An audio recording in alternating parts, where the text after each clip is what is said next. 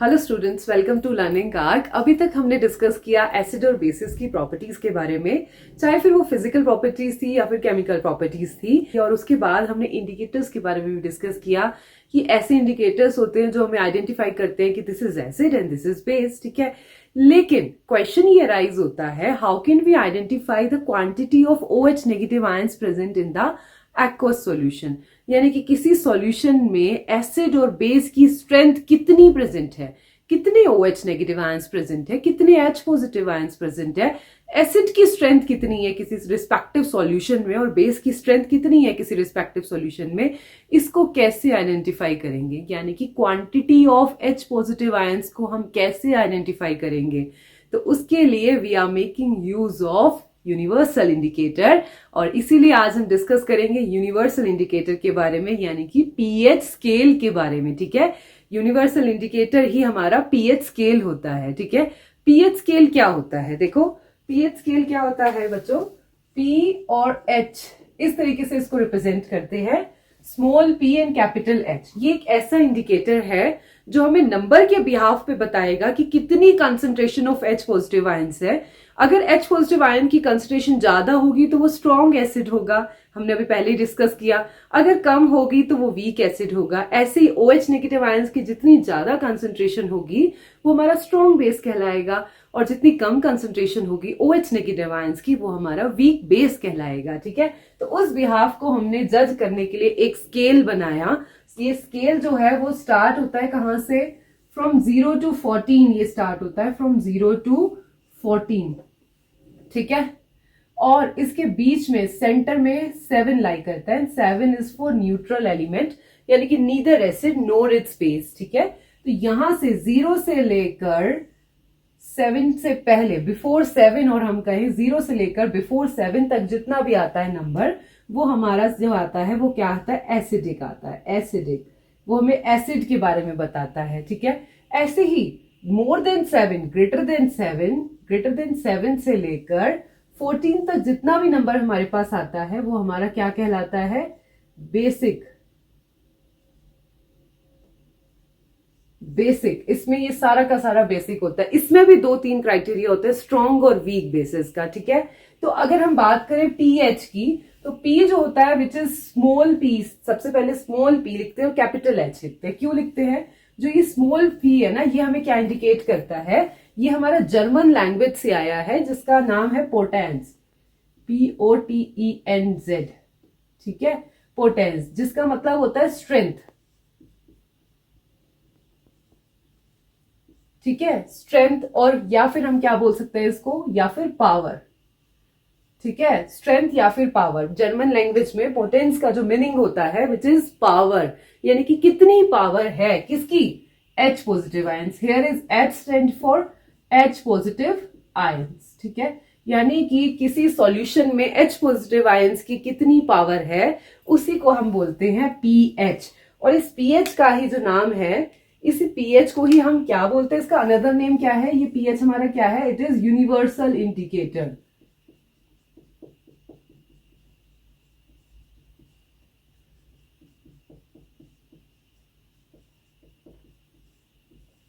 Universal indicator, it is universal indicator. Clear, I think. Now next one, देखो अभी तो हमने बताया कि बेसिक नेचर होता है, लेकिन बेसिक को अगर हम रिप्रेजेंट करें तो सबसे पहले हम इसको एक बॉक्स की फॉर्म में रिप्रेजेंट करते हैं। पूरे टेबल को एक बॉक्स की फॉर्म में रिप्रेजेंट करते हैं जिसमें हमें पता चलेगा H पॉजिटिव आयन की कॉन्सेंट्रेशन। ठीक है, देखो हियर इज 7 नंबर। 7 is for neutral. Neutral means water, पानी न्यूट्रल है हमारा। ठीक है, nor it is acid, neither it's acidic nor it's basic. ठीक है, तो ये ना तो एसिडिक है बेसिक है। और ये नंबर कहां से स्टार्ट होता है, 0 से लेकर 14 तक आता है, जिसमें 7 हमारा न्यूट्रल होता है। तो 7 से जो 14 की रेंज होती है which is increasing order of basic nature. Increasing order of basic nature, या फिर कह सकते हैं इंक्रीजिंग नंबर ऑफ बेसिसिटी। और अगर मैं इधर आऊं, ठीक है, और अगर मैं इधर आऊं यहां, अगर मैं 7 से 0 की तरफ आऊं, 7 से 0 या 1 की तरफ आऊं तो ये हमारा क्या है, acidic nature increases, acidic nature increases, ठीक है। एसिडिक नेचर इंक्रीज हो रहा है फ्रॉम 7 से 0 की तरफ, ठीक है। अब मैं बताती हूँ OH नेगेटिव आयंस को हमने कैसे जज करते जाना है। अगर मैं यहां पर देखूं 0 से लेकर बिफोर 7 तक, है ना, यानी कि 7.5 7.6 तक की वैल्यू भी हमारा क्या होगा, एसिडिक होगा, ठीक है। 7 पर न्यूट्रल होगा। जब एसिडिक है तो H पॉजिटिव आयन की कंसेंट्रेशन तो ज्यादा होगी, ठीक है। तो ठीक है, तो यहां पर क्या है, H पॉजिटिव आयंस की कंसेंट्रेशन, ये जो ब्लॉक बताया है, ये जो ब्लॉक बनाया है, ये हमारा किसका है, H पॉजिटिव आयन की कंसेंट्रेशन का ब्लॉक है, ठीक है। तो यहां पर देखो, ये ब्लॉक में देखो सबसे ज्यादा H पॉजिटिव आयन कंसेंट्रेशन यहां पर थी, यहां पर सबसे ज्यादा थी, उसके बाद डिक्रीज होते होते 7 तक कम होती गई और लास्ट में जाके बिल्कुल कम हो गई, ठीक है। और नीचे वाला जो कॉलम है ये हमें बता रहा है OH नेगेटिव आयन की कंसेंट्रेशन, जो बाद में जाके तो बढ़ गई, पहले क्या थी, बहुत कम थी, क्योंकि बेस बता रहा है ना, बेसिक नेचर जो है, अगर हम बात करें लेफ्ट से राइट जाने पर जो बेसिक नेचर है वो हमारा बढ़ता जा रहा है, जबकि एसिडिक नेचर क्या होता है, कम होता जाता है। एसिडिक नेचर पहले हाई रहेगा और बाद में धीरे धीरे धीरे धीरे कम होता जाएगा। यहाँ पर दिखा रहा है OH negative, H positive ion की कंसेंट्रेशन। लेकिन अगर हम बेसिक नेचर की बात करें तो यहाँ पर बिल्कुल कम था बेसिक नेचर, उसके बाद बढ़ता गया लेफ्ट टू राइट जाते हुए 0 से 14 जाते हुए OH positive ion concentration, OH negative ion concentration जो है वो इंक्रीज होती गई on going from left to right, ठीक है। ऐसे ही अगर लेफ्ट से राइट जाने पर H पॉजिटिव आयन जो कंसेंट्रेशन है वो क्या होती गई, डिक्रीज होती गई। H पॉजिटिव आयन कंसेंट्रेशन पहले हाई फॉर्म में स्टार्टिंग के रेंज में थी और बाद में कम थी। देखो ये तो था एक बेसिक आइडिया इस स्केल को समझने का, लेकिन अब हम समझेंगे नंबर के बिहाफ पे इस स्केल को और कलर के बिहाफ पे। नंबर के साथ साथ ये कलर भी देता है, रेड कलर देगा, डार्क रेड देगा तो हाईली एसिडिक है, ब्लू देगा, येलो देगा, ऑरेंज देगा, तो उसको हमें उस बिहाफ पे जज करना है कि क्या स्ट्रेंथ किस कलर पे कितनी strength of H positive ions आएंगी। और नेक्स्ट स्टार्ट करते हैं इसकी नंबरिंग फॉर्म ऑफ pH की। यस,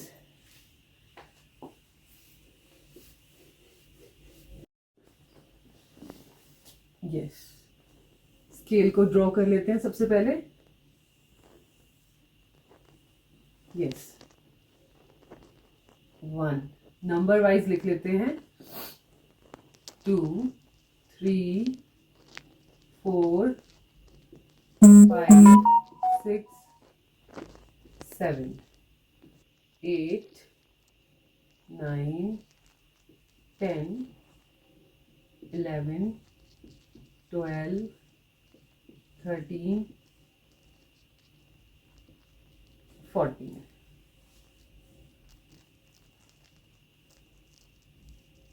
ठीक है, दिस इज 14, ठीक है।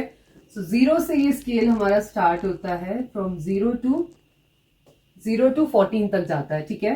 ये होता है हाईली एसिडिक, ठीक है। अब इसमें भी क्या होता है, 0 1 2 3 जो होता है, 0 1 2 3 हमारा, ये हमारा कहलाता है strong acid.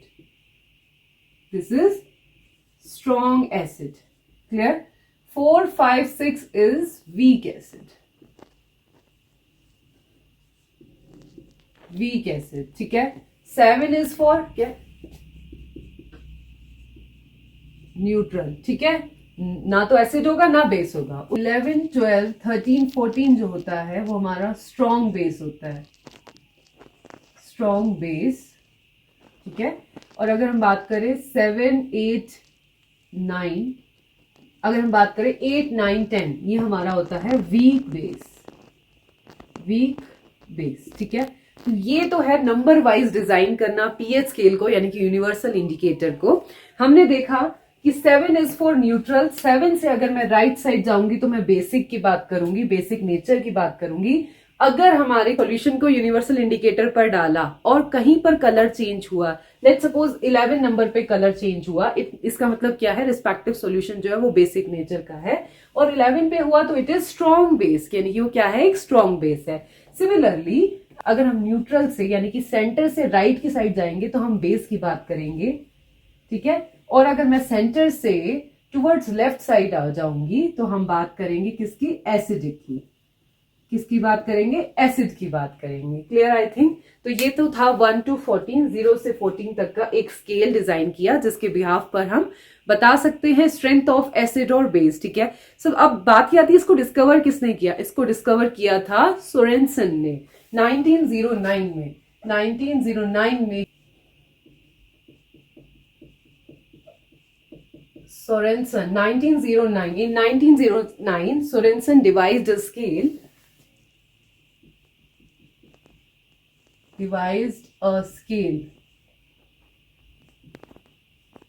to calculate the strength of acid and base. The strength of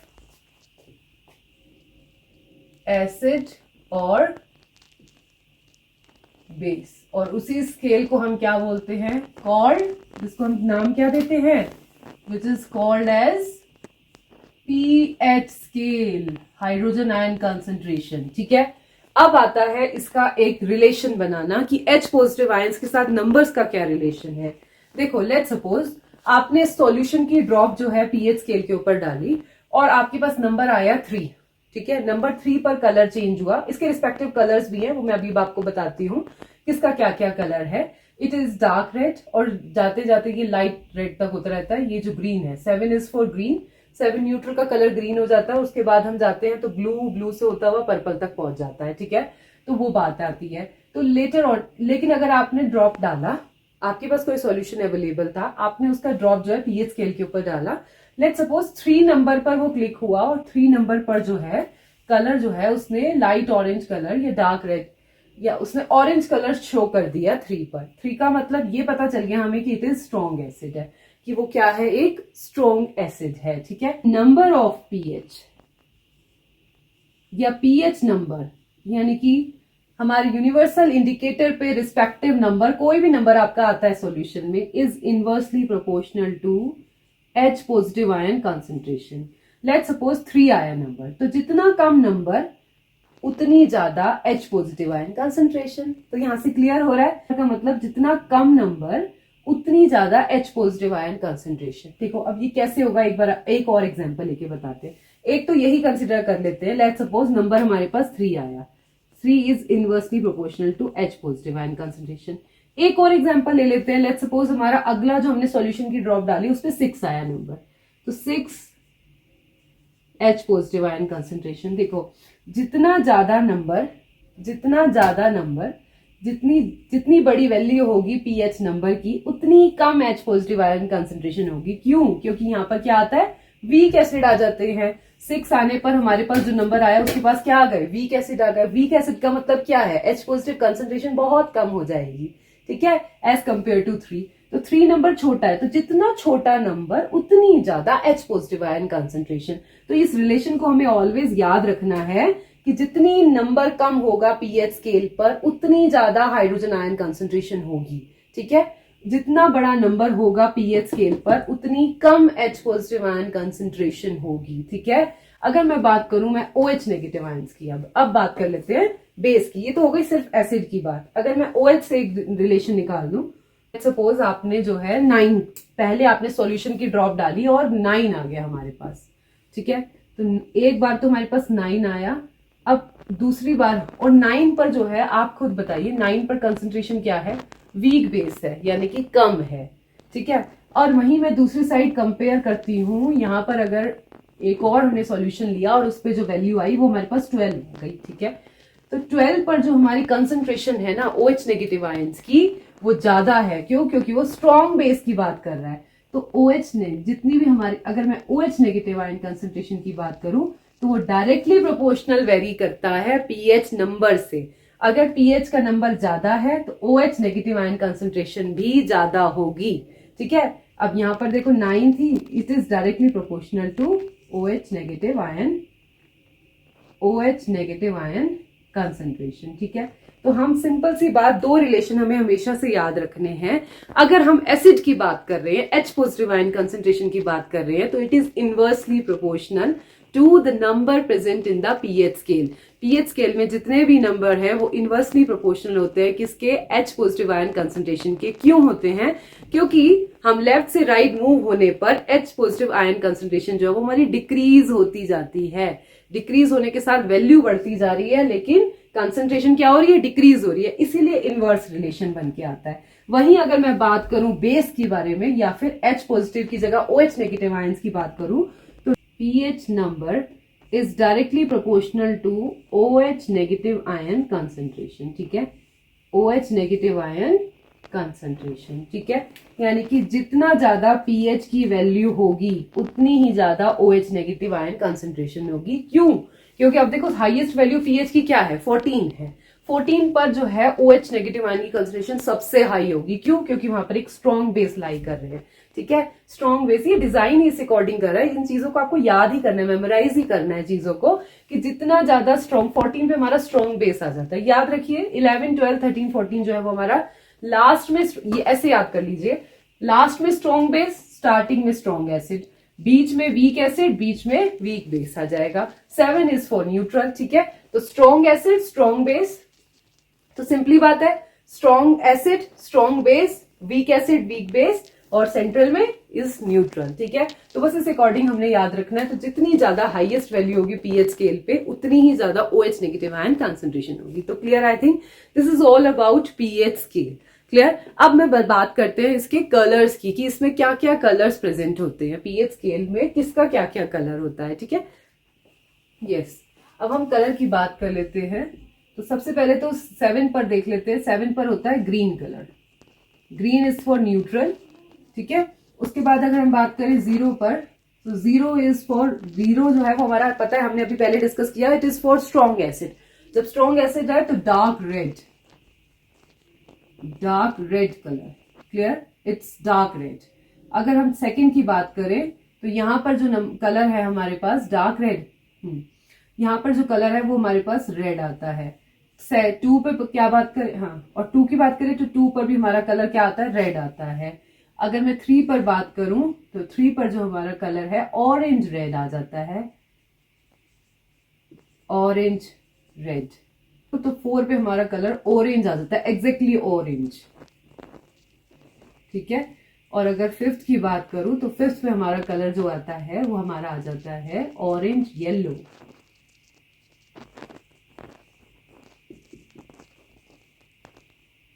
ठीक है, और यहां पर अगर बात करें तो ग्रीनिश येलो आ जाता है, नियॉन कलर जो आ जाता है फ्लोरोसेंट में, ग्रीनिश येलो। ठीक है, 8 पर जो हमारा कलर आ जाता है वो ग्रीनिश ब्लू,